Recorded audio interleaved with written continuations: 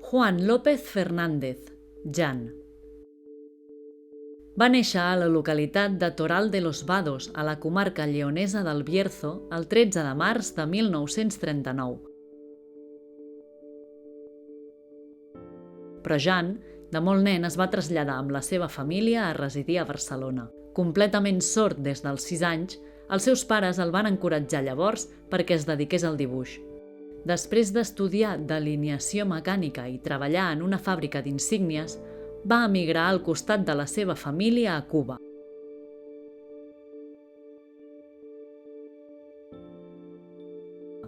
I allí van residir des de 1959 fins a 1969.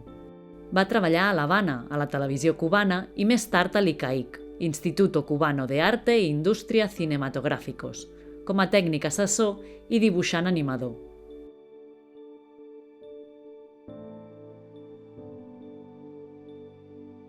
Deu anys després, de tornada a Barcelona, casat i amb 2 fills, va aconseguir col·locar-se a l'editorial Bruguera, on va realitzar contes infantils i encunyacions.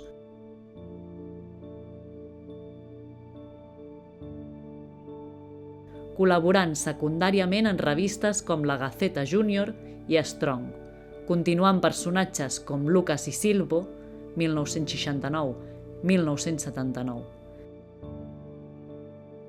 El 1973 va rebre l'encàrrec per part d'Antonio Martín de realitzar una obra que servís de paròdia a Superman per a una petita editorial, i Jan va crear l'esbós del qual seria el seu personatge més conegut, Super López. El 1974 aconsegueix col·locar-se a l'editorial Bruguera, gràcies a Miguel Pellicer, el qual va conèixer en els Estudios Macián. Un any després s'encarrega ja de la col·lecció Cole Cole, amb guions de Francisco Pérez Navarro.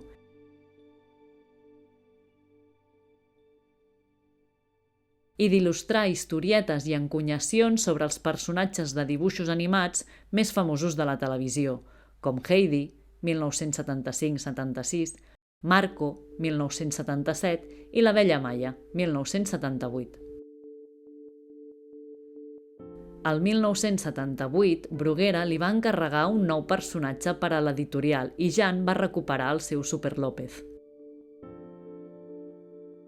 El 1981, Bruguera va demanar a diversos autors la creació d'una mascota per a la seva revista Pulgarcito.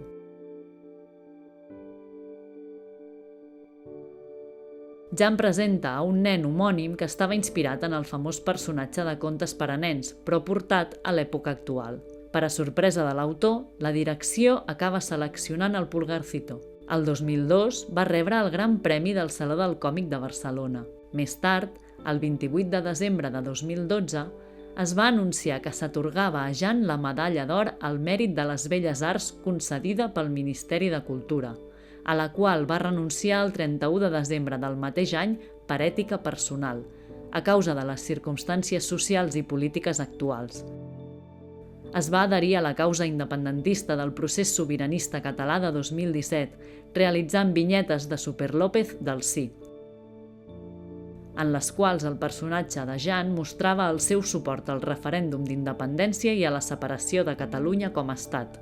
L'autor ja havia revelat prèviament que Catalunya és una nació amb història, llengua i cultura pròpies. Al febrer de 2022, l'editorial Bruguera va publicar l'últim títol de les aventures de Super López, amb l'obra titulada genèricament Somnis friquis.